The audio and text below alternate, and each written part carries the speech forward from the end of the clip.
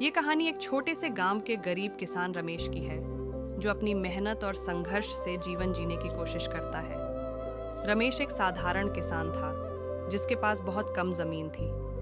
वह दिन रात मेहनत करके अपनी फसल उगाने की कोशिश करता था, लेकिन कभी सूखा पड़ता तो कभी बेमौसम बारिश।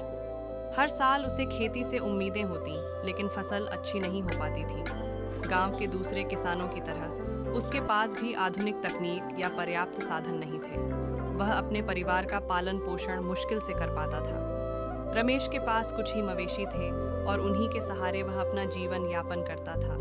उसकी पत्नी और बच्चे भी खेत में उसकी मदद करते, लेकिन जीवन हमेशा कठिनाइयों से भरा रहता। हर साल उधार लेना पड़ता था ताकि बीज और खाद खरीदी जा सके।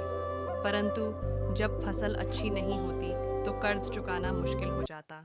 एक साल लगातार बारिश के कारण उसकी पूरी फसल बर्बाद हो गई। रमेश पर कर्ज का बोझ और बढ़ गया। वह हताश हो गया और सोचने लगा कि अब आगे क्या करेगा। गांव में भी कई किसान उसकी तरह परेशानी में थे। कुछ लोगों ने छोटी सी सब्जी की खेती शुरू की।